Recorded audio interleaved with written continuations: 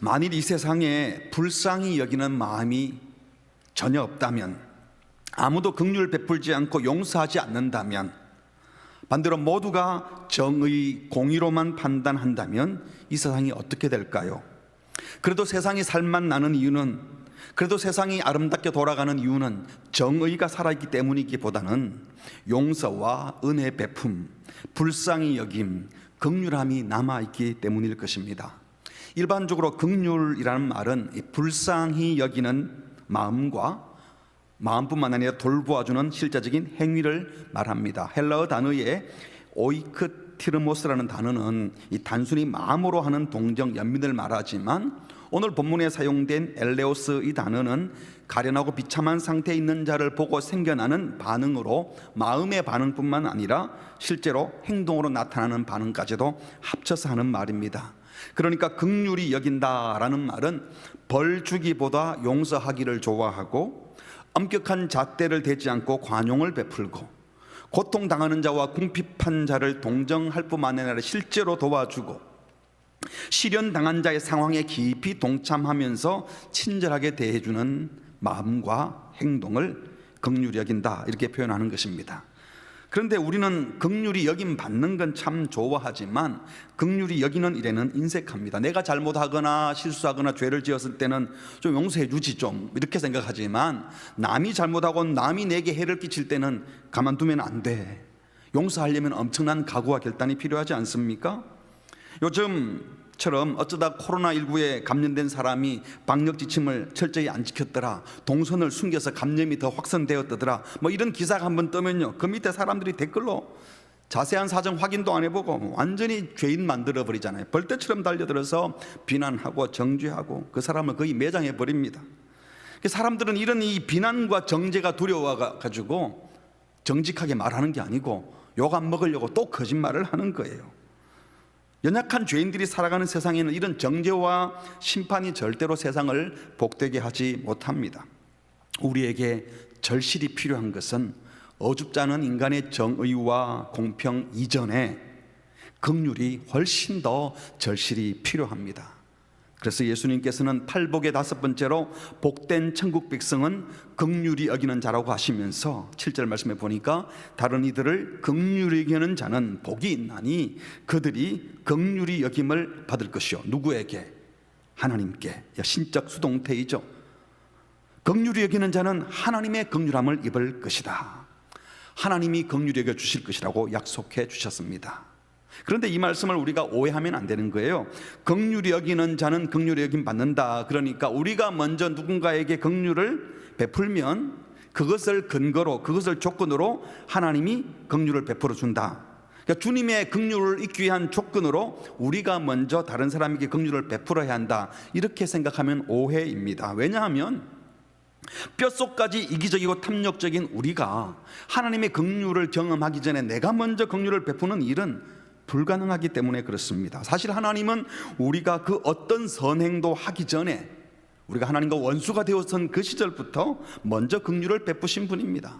예레미야의 3장에 보니까 여호와의 인자와 긍휼이 무궁함으로, 그래서 우리가 진멸되지 않습니다. 이것이 아침마다 새로우니 주의 성실이 크십니다. 하나님의 원수로 행하여 진멸당에 마땅한 우리를 진멸하지 않고 끝까지 자비와 긍휼을 베풀어 주신 분이 하나님이라는 겁니다.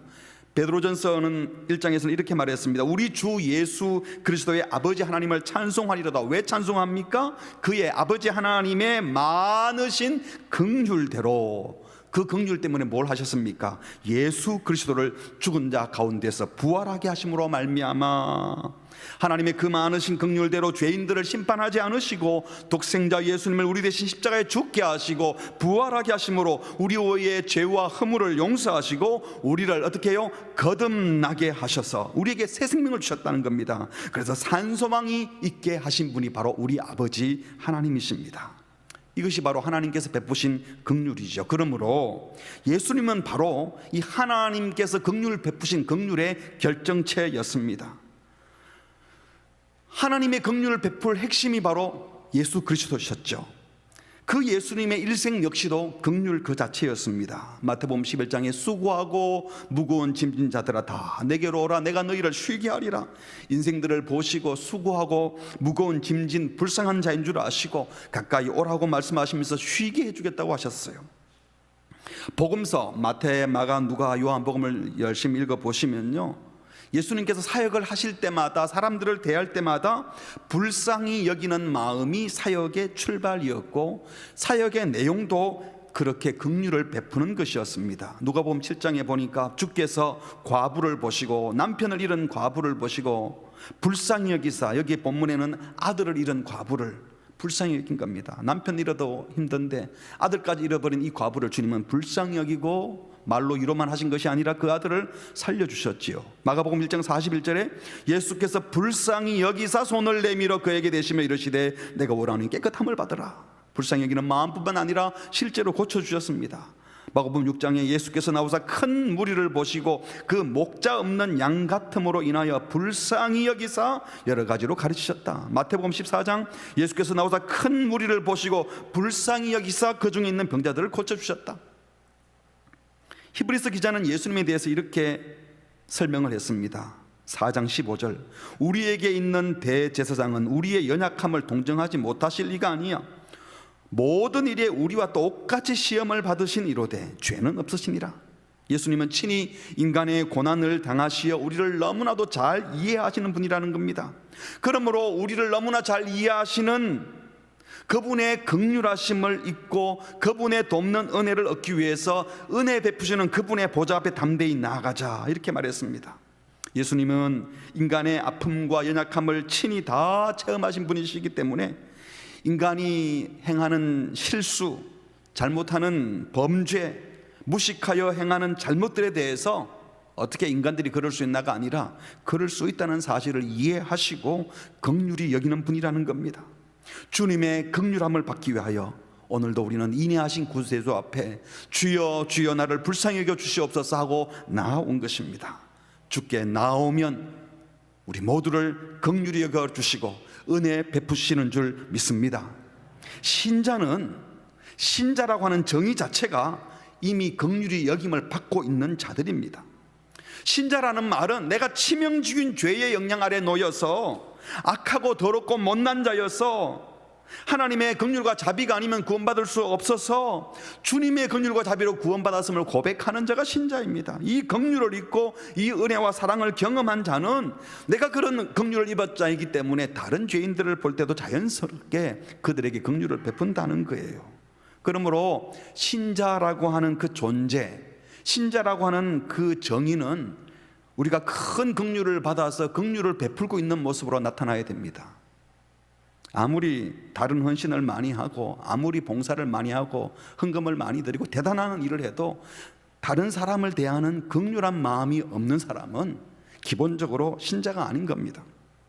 그래서 우리는 아무리 나쁜 짓 한 사람을 보고도 저런 몹쓸 인간이 어디 있나, 저게 인간이야 라는 말을 할 수가 없습니다. 나도 주의 긍휼을 입지 않으면 얼마든지 그런 짓을 할 수 있는 죄인임을 알기 때문입니다. 그래서 함부로 다른 사람을 판단 정죄하기보다 긍휼히 여기시면서 주님 저들을 불쌍히 여겨 주옵소서, 그리고 저도 불쌍히 여겨 주십시오. 하나님의 긍휼이 아니면 저는 저 사람보다 더 나쁜 악한 짓을 할 수 있는 놈입니다 라고 고백하는 것이 신자입니다. 그러므로 긍휼히 여기는 자는, 남을 긍휼히 여기는 자는 기본적으로 내가 얼마나 불쌍한 존재인지 아는 자입니다.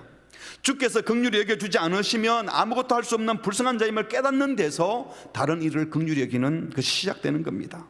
자신이 정말 불쌍한 자임을 철저히 깨달은 신자는 중심에서 다른 사람도 불쌍히 여길 줄 알고 그들의 아픔을 이해하고 약함을 감싸 안아주는 긍휼의 사람이 될 수밖에 없습니다. 그러므로 그 사람에게 긍휼이 없다, 그러면 하나님의 긍휼을 경험했는지 의심되는 사람입니다. 그 어떤 신앙의 훌륭한 모습이 있어도 긍휼이 없으면 다 잃어버린 겁니다. 가식이요 종교적인 치장일 뿐입니다.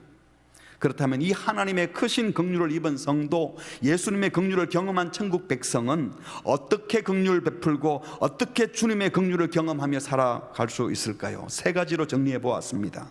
첫 번째로, 내가 주의 긍휼이 가장 필요한 불쌍한 자임을 인정하고 겸손하게 긍휼을 구합니다. 긍휼히 여기는 자는 긍휼히 여김을 받을 것이며, 이 말 자체가 우리 모두 다 긍휼히 여김 받아야 될 존재라는 거예요. 우리는 긍휼히 여김을 받아야 되는데, 주의 긍휼이 필요한 자인데 라는 고백이 긍휼히 여기는 자는 긍휼히 여김을 받을 것이며 라는 말씀에 담겨 있는 겁니다. 남을 긍휼히 여기기 전에 내가 긍휼이 필요한 불쌍한 자임을 인정하는 자가 다른 이들에게도 참된 긍휼을 베풀 수 있기 때문입니다.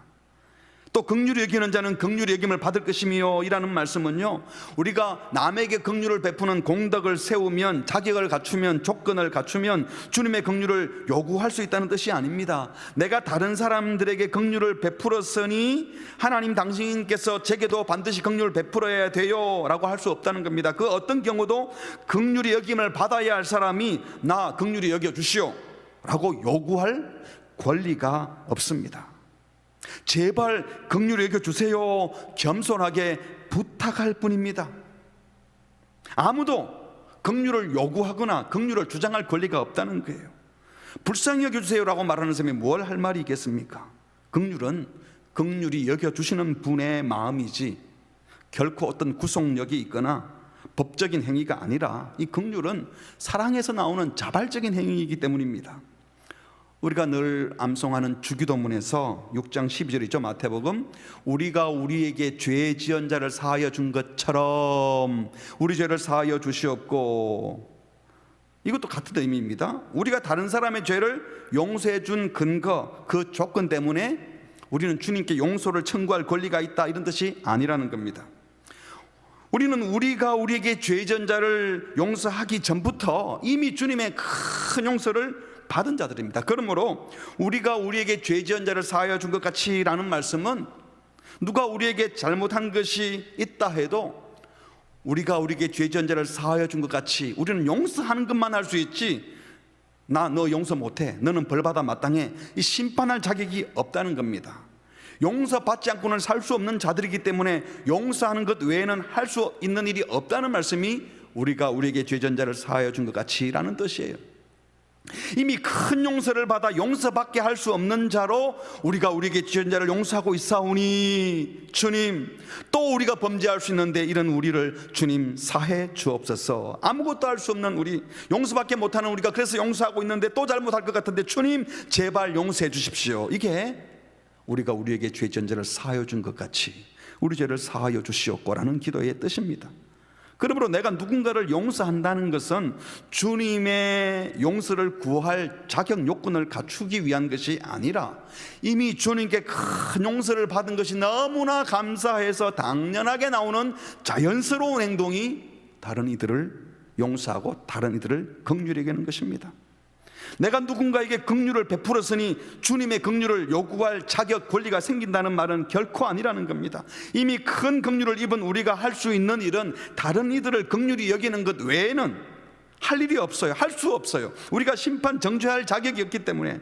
그래서 우리는 우리가 받은 그 긍휼로 다른 이들을 긍휼히 여기는데, 여러분, 이런 우리들을 주님 제발 긍휼히 여겨주세요 겸손히 간구할 뿐이라는 겁니다.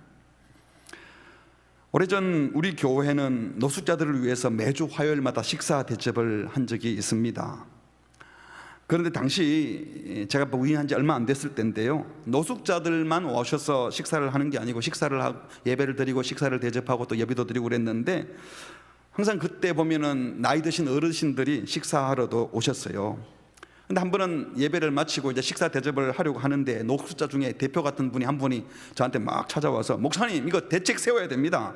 목사님은 이 교회 부임한 지 얼마 안 돼서 잘 몰라서 그러는데요, 이 모임은 원래 노숙자들을 위한 모임입니다. 전 노인들, 옷 잘 차려입은 사람들 집에 보내야 됩니다.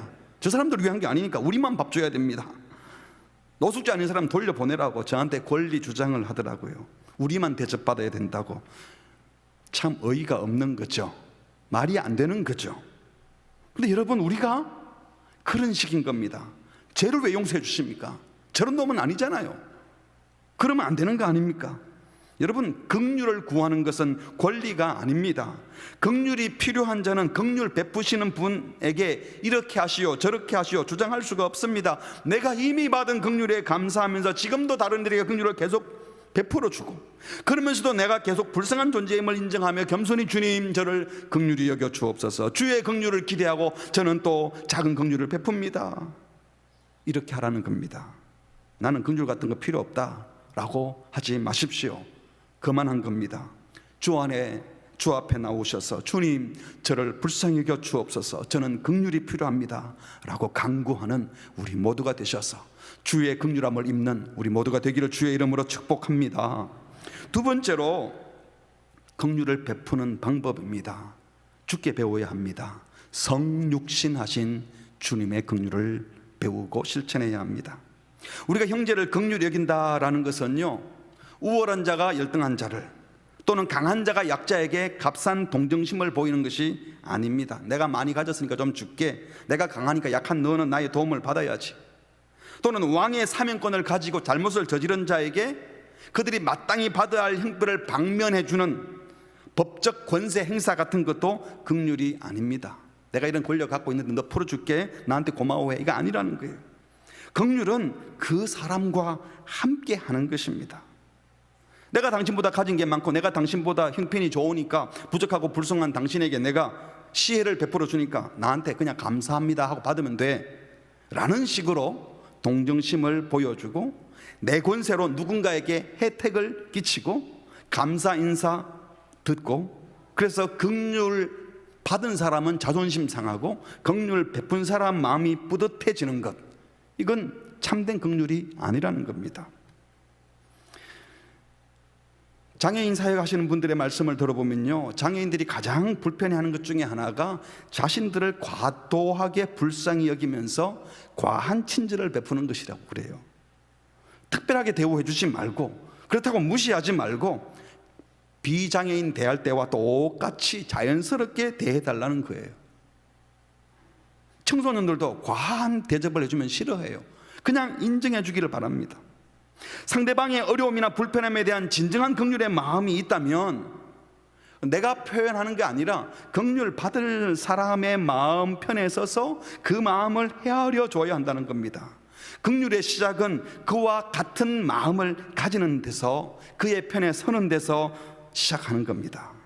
그래서 참된 긍휼은 긍휼 베푸는 자 자기의 도덕적 만족을 위한 것, 쉽게 말하면 긍휼 베풀고 보람된다, 자기의 보람을 위해서 하는 것이 아니라 긍휼 받을 자의 필요, 그러니까 긍휼함을 입을 도움을 받는 그분의 필요를 채워주고, 그 결론은 긍휼 베푼 사람의 마음의 자존감 회복이 아니라 긍휼 받은 자의 몸과 영혼을 진짜 복되게 하는 겁니다. 이렇게 하려면 긍휼을 베푸는 자는 철저히 긍휼 받을 자의 처지에 서야 합니다. 내가 너보다 낫다, 내가 너보다 가진 게 많으니까 나누어 줘, 내 거 받았으니 고마워해, 이런 생각을 하면 안 된다는 겁니다. 나도 주님의 긍휼을 입지 않았다면 당신보다 훨씬 더 불쌍한 놈인데 주님의 긍휼을 입어서 이렇게 주께 받은 긍휼을 내게 아니고 주님께서 주신 것을 그냥 흘려보내는 통로일 뿐입니다 라는 마음으로 긍휼을 행해야 한다는 겁니다. 우리 예수님께서 긍휼을 베푸신 모습을 보면 나타나는 겁니다. 성육신하신 예수님, 하나님인 그분이 하늘 보좌를 버리고 보좌 위 이 땅에 내려오셨어요. 하나님께서 긍휼 베푸실 때 보좌에 편하게 앉아서 안타깝도다 연약한 인생들이여 하고 천사들 수백 명 보내줘서 먹을 것 입을 것 보태주고 병나은 사람 고쳐주고, 그리고 하나님이여 찬양합니다 하고 하나님은 보좌에서 계속 찬양만 받으신 분이 아니라는 겁니다. 예수님은 직접 사람의 몸을 입고 우리 곁에 오셨습니다. 그리고 우리 곁에 오셔서 우리의 불쌍한 모습을 직접 보시고 같은 마음, 불쌍히 여기고 컴패션, 같은 마음을 가지셨어요. 같이 느끼셨어요. feeling with, 옆에서 같이 느끼시고, suffering with, 옆에서 같이 고통을 받으시고, 우리의 참된 필요를 채워주셔서 우리를 복되게 하셨습니다. 이게 주님의 긍휼이었습니다. 마태복음 9장에 보니까요, 예수께서 마태의 집에서 앉아 음식을 잡수실 때, 이 마태는 당시 세리장이 사람들에게 욕먹는 아주 나쁜 놈, 매국노 같은 사람이었어요. 그 집에서 밥을 먹으니까 나쁜 놈들이 많이 왔어요. 세리와 죄인들이. 그래서 예수와 함께 밥을 먹고 있었습니다. 하나님이신 예수님은 하늘 보좌를 버리고 죄인들 곁에 오셔서 사람의 몸으로 오셨고 사람들조차 싫어하는 세리 마태와 그의 친구들과 함께 식탁에 앉는 것을 부끄러워하지 않으셨습니다. 그들의 친구가 되어주셨습니다. 이게 이해가 되지 않은 바리새인들, 종교 지도자들이 예수님에게 따져 묻습니다. 제자들 보고 따져 물어요. 너희 선생 뭐냐 지금? 저 세리와 죄인들과 함께 밥 먹는다니 말이 되냐? 하나님의 아들이라며 거룩한 하나님의 아들이 저 죄인과 함께 밥을 먹어? 이걸 듣고 있던 예수님께서 분명하게 대답을 해주십니다. 12절, 건강한 자에게 의사가 쓸데없고 병든 자에게 의사가 필요하지 않느냐? 너희는 가서 내가 긍휼을 원하지 제사를 원치 않는다라고 했던 그 뜻이 무엇인지 배우라. 나는 의인을 부르러 온 것이 아니고 죄인 부르러 왔다. 예수님이 오신 것은 세상을 정죄하고 심판하는 자로 오신 것이 아니라 죄인을 구원하는, 병든 자를 치유하는, 불쌍한 자들에게 하나님의 사랑을 풍성히 부어 회복시키는 구세주로 오셨다는 것입니다. 그래서 예수님은 내가 긍휼을 원한다고 말씀하시면서 그들의 고통과 아픔을 함께 나누시고 그들을 치료하시고 회복시키고 싶어 하셨던 것입니다.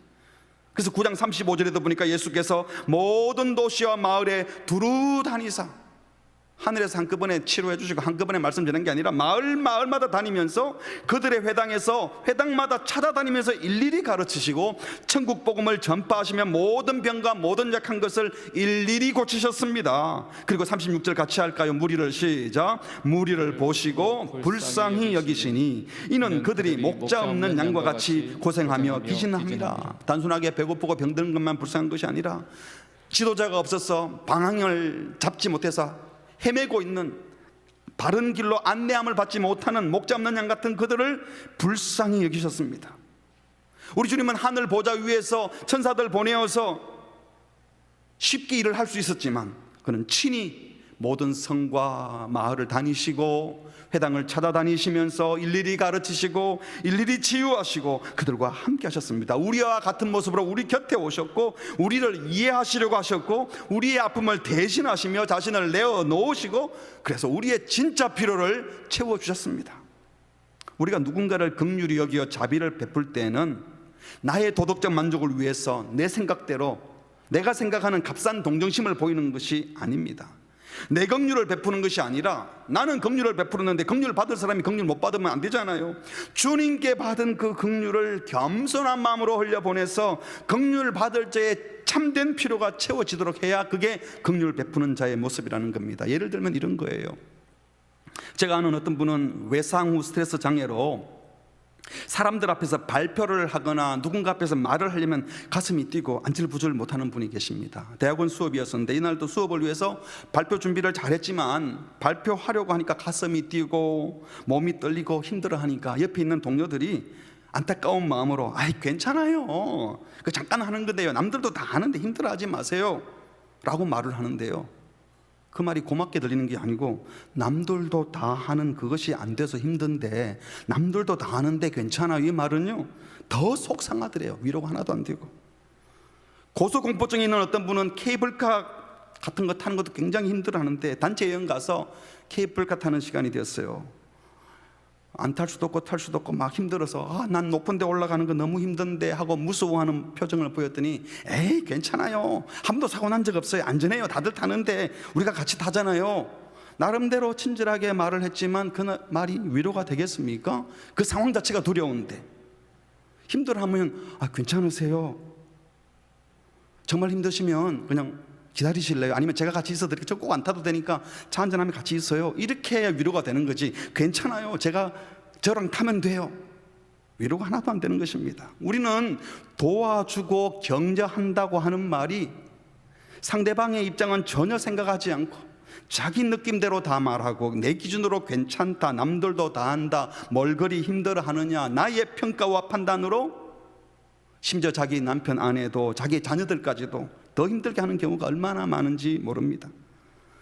그래서 열심히 도와준다고 했는데 힘들어하면 아니 잘해줘도 난리야, 다 자기를 위해서 내가 얼마나 애를 썼는데 하며 두 번 죽입니다. 그건 잘해준 게 아니거든요. 일이 잘 안 되어서 힘들어하는 사람 보고 중요한 것도 아닌 거 가지고 뭘 그리 힘들어하세요, 대충 하세요. 그러면 어떤 생각이 들겠습니까? 난 별것도 아닌 것 가지고 힘들어하는 별난 놈이구나, 나 어떡하지? 그런 생각이 들어서 그 위로는 더 불편해지는 겁니다. 나는 긍휼히 여기면서 하는 말이었는지 모르지만 그냥 내 식의 긍휼일 뿐이고 듣는 자에게는 긍휼이 되지 못하고 상처가 되고 불편함이 된다는 겁니다. 상대방의 마음을 살피지 않고 내 느낌만 진솔하게 말하는 것은요, 내 감정풀이일 뿐이에요. 내 감정의 찌꺼기를 그냥 배설하는 것일 뿐이지 전혀 긍휼도 사랑도 아니라는 겁니다. 내 느낌대로 함부로 판단해서 함부로 말하면서 나는 동정심이 많았다, 긍휼한 마음이 있어서 그렇게 했다, 이거 착각입니다. 정말 긍휼히 여기는 마음이 있다면 내가 생각한 대로 다 말하는 것이 아니라 이런 일로 힘들어 하시는구나, 그분의 표정을 살피고 그들의 말을 귀담아 듣고 나는 이런 게 별 문제가 아닌데 저분은 이게 큰 문제로 와닿으시구나, 상대를 이해하려고 해야 합니다.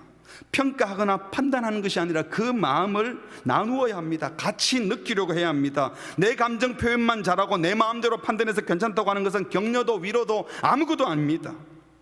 우리 예수님도 우리 인간들에게 긍휼을 베풀기 위해서 하늘 보좌 위에서 지시하고 명령하고 선물 꾸러미 던져주시고 가지 않으셨습니다. 부자 되어서 시혜 베풀고 권력자 되어서 내 권력으로 혜택을 베풀어주고 나는 하나님의 특별한 사랑 많이 받았으니까 당신들에게 좀 나눠줄게요, 여유 부리는 오만한 자승가의 모습은 결코 긍휼히 여기는 것이 아닙니다. 예수님이 말씀하신 긍휼은 가진 자의 여유로 긍휼히 여김 받을 자들을 기죽이는 것이 아니라 나도 똑같이 연약한 자로서 고통 중에 있는 자, 지치고 힘든 영혼들과 마음을 함께하며 시혜를 베푸는 것이 아니라 하나님께서 내게 특별히 맡겨주신 그 은혜들을 흘려보내는 이것이 진정한 긍휼인 줄 믿습니다. 주님의 긍휼의 통로가 되시고 주께만 영광 돌리시기를 주의 이름으로 축복합니다. 세 번째로, 이 긍휼을 베풀다가 낭망할 일이 많잖아요. 왜 그렇습니까? 사람들의 반응을 자꾸 기대하기 때문입니다. 우리는 사람의 반응 기대하지 말고 내가 긍휼을 베풀었으면 주님이 나를 긍휼히 여겨주는 거로 감사합니다 라고 하고 주께 받은 긍휼을 계속 흘려보내야 됩니다. 긍휼히 여기는 자는 복이 있나니 그들이 긍휼히 여김을 받을 것이며, 누구에게 긍휼히 여김을 받는다는 겁니까? 표 쓰지도 않았지만 주님의 긍휼히 여김을 받는다는 겁니다. 이 말씀은 다시 말씀드립니다. 네가 긍휼 베푸면 나도 긍휼 베풀어 주겠다 흥정하는 말씀이 아니라고요. 하나님의 크신 긍휼을 경험한 자는 다른 이들에게 긍휼 베푸는 복된 삶을 살게 됩니다. 그리고 긍휼 베풀고 있는 성도를 주님이 보시고 내 긍휼이 흘러가구나 싶으면 그 사람에게 또 긍휼을 베풀어 주셔서 더 크신 긍휼이 넘치니까 또 흘려보내는 겁니다. 소위 긍휼의 선순환이 이루어져서 다른 이들에게 긍휼을 흘려보내는 통로가 된 사람에게는 하나님이 끊임없이 더 큰 긍휼을 부어주시는 거예요. 그러므로 더 큰 주님의 긍휼을 기대한다면 계속 주의 긍휼을 이웃에게 흘려보내는 자가 되시기 바랍니다. 우리 교회도 이 믿음을 가지고 이 긍휼을 흘려보내면 흘려보낼 수 있는 긍휼을 주께서 계속 공급해 주실 줄 믿으시기 바랍니다. 또한 주의 긍휼을 이웃에게 흘려보내면서 그 이웃에게 무슨 반응이나 보상을 기대해서는 안 됩니다. 오직 하나님께서 긍휼히 여겨주심에 감사하고 하나님이 우리를 불쌍히 여겨주심에 만족하고 기뻐하라는 말씀입니다. 긍휼히 여기는 자는 긍휼히 여김을 받을 것이며 하나님의 긍휼을 받음으로 기뻐하라는 거예요. 그러니까 이웃에게 긍휼을 베풀지 않으면서 주님의 긍휼을 기대하는 사람도 잘못되었지만, 이웃에게 긍휼을 베풀고서 이웃에게 무슨 보상이나 반응을 기대하는 사람도 모두 다 하나님께서 긍휼히 여겨주심을 경험하지 못했으니까, 하나님의 긍휼히 여겨주심이 얼마나 복된지 모르니까 사람들의 긍휼을 자꾸 기대하는 겁니다. 진정 하나님의 긍휼을 입은 자는 자신의 비참한 처지를 잘 아는 자이기 때문에 하나님께 무한 감사할 뿐만 아니라 하나님께 받은 긍휼을 이웃에게 계속 흘려보내면서 결코 긍휼함 받을 형제를 무시하거나 배제하거나 함부로 대하지 않을 것이고, 그리고 그 사람에게 뭔가를 기대하는 마음도 갖지 않습니다. 이미 하나님의 긍휼함을 입은 것만으로도 충분하고 감사하기 때문입니다. 그래서 그 어떤 사람의 반응과 보상보다도 하나님이 긍휼히 여겨주신 이것에 기뻐하는 것이죠. 이게 신자의 긍휼입니다. 그런데 이 믿음이 없는 사람들은 심지어 교인이라고 하면서도 처음에는 선한 마음으로 이웃에게 자비를 베풀고 긍휼을 베풀다가 나중에 좌절하거나 절망합니다. 왜 그렇습니까? 내가 베풀면 고마워할 줄 알았는데 고마워하기는 그냥 도움을 거부합니다. 누구를 거지로 하나? 이러면서 어떤 이는 친절을 베푸는 착한 그리스도인을 이용해 먹습니다. 쟤는 맨날 주니까 빼앗아 먹으면 돼. 칭찬하기는커녕 심지어 어떤 사람은 배신도 합니다. 그래서 긍휼을 베풀고 나서 욕을 먹기도 하고 심지어 억울한 누명을 쓰기도 하고, 또 내가 열심히 긍휼을 베풀어 줬는데 베푸는 나보다 지가 훨씬 더 잘 살아요. 그러면서 계속 달라 그래요. 그럼 우리는 낙담하게 되는 것이죠. 도움을 주고 긍휼을 베풀었다면 보람이라도 있어야지. 이건 뭐 도리어 욕을 먹으니, 내가 뭘 바라고 긍휼을 베푼 건 아니지만 그래도 최소한 욕은 먹지 말아야 하는데, 유익은 안 돼도 손해는 보지 말아야 되는데, 개도 자기 먹을 거 주는 사람은 안 문다 그러던데, 내가 그렇게 돈 쓰고 시간 쓰고 도와줄 때는 넙죽넙죽 잘 받아 먹더니 자기 도와준 사람에게 이렇게 힘들게 하다니, 진짜 저런 놈은 도와줄 필요가 없어, 소용도 없어, 이런 생각이 들 때가 있지 않습니까? 이 말씀을 들으면서 그래 하는 분들은 긍휼을 많이 베풀어 봤던 사람이고, 뭐 저런 일이 있나 하는 사람들은 막 긍휼을 베푼 적이 없었던 분일 거예요. 때로는요, 우리와 아무 상관도 없지만 너무 끔찍한 죄를 저지른 사람들을 보면서 저런 사람들은 불쌍히 여길 가치도 없다고 말하기도 합니다. 짐승도 같은 종족끼리는 치명상 입히지 않는데, 짐승도 제 의미는 알아본다는데 어떻게 낳아주고 길러준 부모에게 칼을 들 수 있어? 아니 저게 사람이야? 지가 낳은 자식을 죽이다니 인면수선이다니 진짜 사람의 탈을 쓴 짐승 같으니라고. 금수보다 못한 저런 놈들, 너희들은 용서받을 가치도 없어.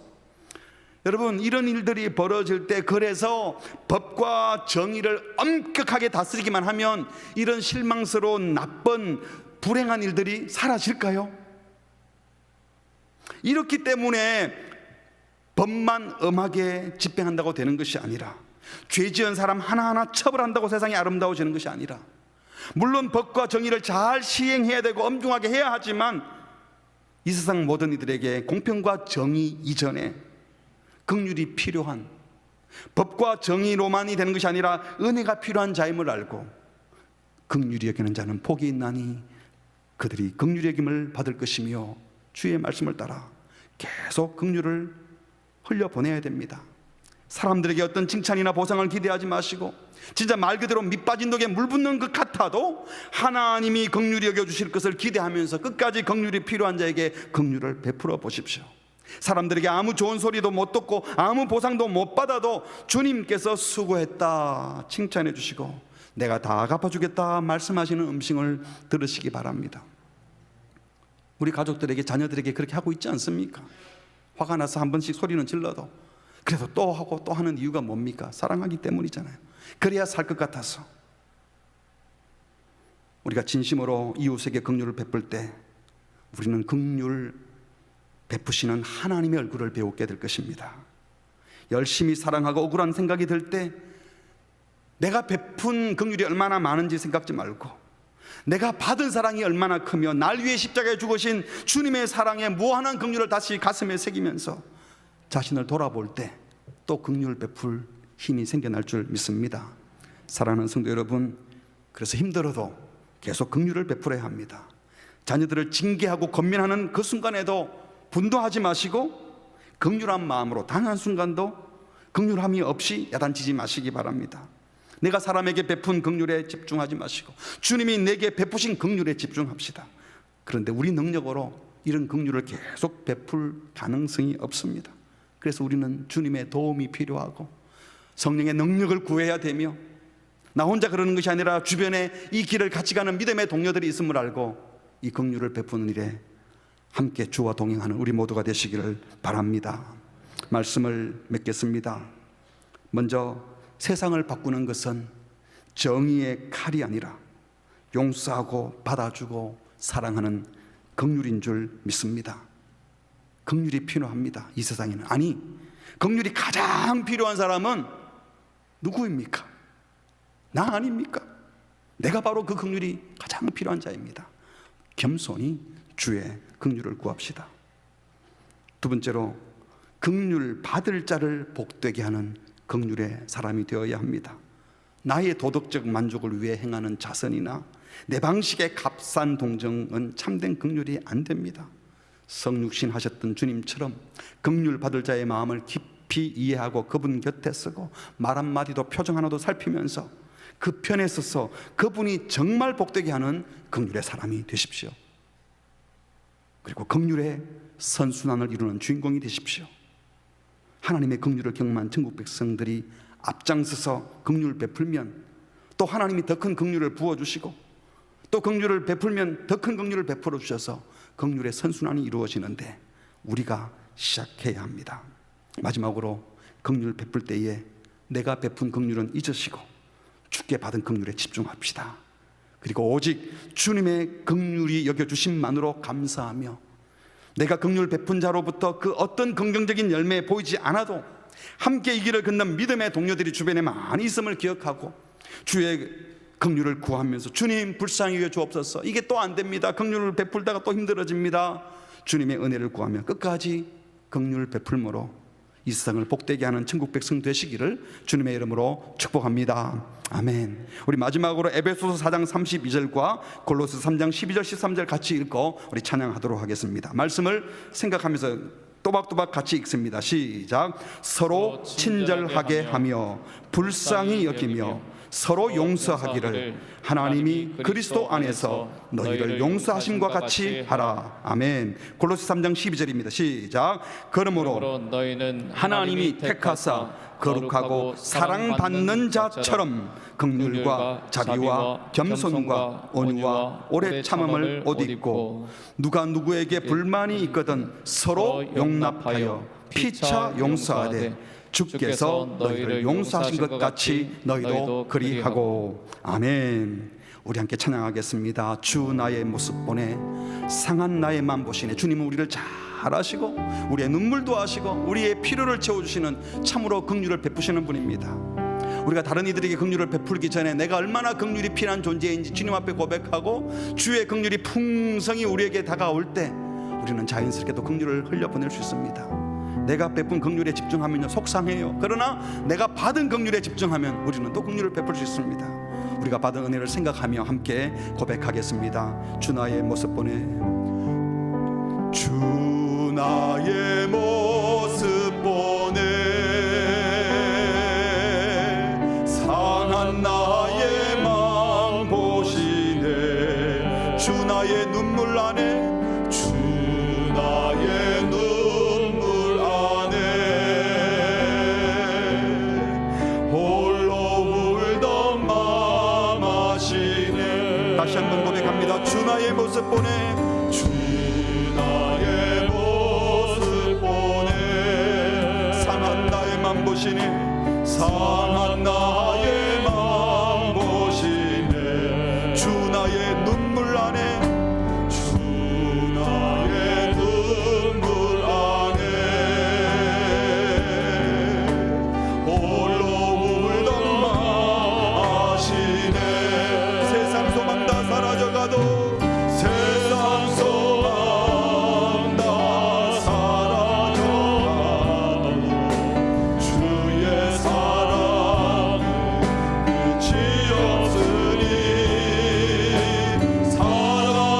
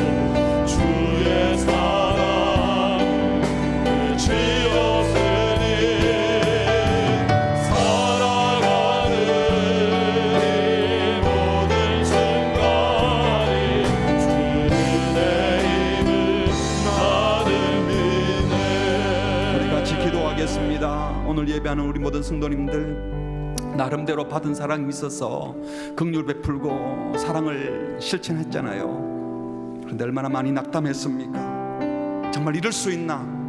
나는 이렇게 사랑 베풀었는데, 우리가 좋은 마음으로 시작했는데 우리가 잠시 내가 받은 긍휼이 얼마나 큰지 잊고 내가 행한 긍휼에 마음이 가버리면 낭망하고 절망하게 됩니다. 그래서 우리는 주의 긍휼이 필요한 자입니다. 주님, 긍휼히 여겨 주옵소서. 그리고 내 긍휼이 아니라 주께 받은 긍휼을 흘려보내는 통로가 되고 싶습니다. 은혜의 선순환, 긍휼의 선순환을 이룰 수 있도록 주여 저를 통로로 사용하여 주시옵소서. 우리 교회도 우리 가정도 그랬으면 좋겠습니다. 특별히 여러분 가장 가까운 분들 가운데 내가 사랑해서 말 많이 했잖아요. 위로도 많이 했던 그 사람이 어쩌면 상처를 제일 많이 받았을지도 모릅니다. 여러분의 남편과 아내, 여러분 자녀들, 심지어 여러분 부모님들에게 사랑한다고 하는 말이 생각지 않고 했던 그 말들이 상처를 줬을지도 모릅니다. 이 시간 기도할 때 주님 불쌍히 여겨주십시오. 주님 불쌍히 여겨주십시오. 그리고 내가 주의 긍휼을 충분히 입어 계속 긍휼을 흘려보내기를 원하오니 주여 저를 불쌍히 여겨주시옵소서. 우리 합심해서 같이 기도하시겠습니다. 하나님 아버지,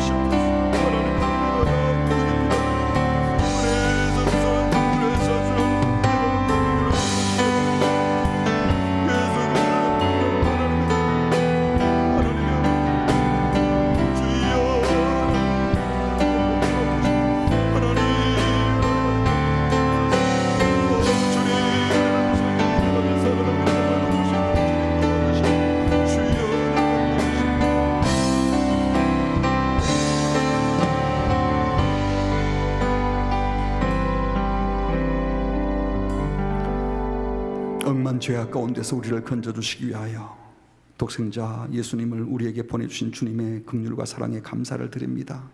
우리가 받은 긍휼에 힘입어 우리 나름대로 최선을 다하여 긍휼을 베푼다고 하였지만, 우리가 받은 은혜를 잊고 내 마음대로 내 긍휼을 흘려보내다가 상처 주고 힘들게 하였던 우리의 죄악을 용서하시고 주여 다시 우리를 불쌍히 여겨 주시옵소서. 주의 긍휼을 보여주시고 주의 긍휼이 얼마나 큰지 알게 하여 주셔서 내가 받은, 주께 받은 긍휼을 통로로 흘려보내기만 하는, 그래서 그 사람들에게 아무 반응이 없어도 끝까지 주의 긍휼을 흘려보낼 수 있는 긍휼의 사람들이 되게 하여 주시옵소서. 법과 정의가 상실되고 참으로 공평하지 못하는 세상을 바라보면서 법과 정의도 함께 세워가야 하지만 그 이전에 우리가 긍휼의 사람이 되게 하시고 긍휼함으로 내 가까운 사람들 치료하고 회복시키고 살려내는 긍휼의 통로가 다 되게 하여 주옵소서. 예수님의 이름으로 기도합니다. 아멘.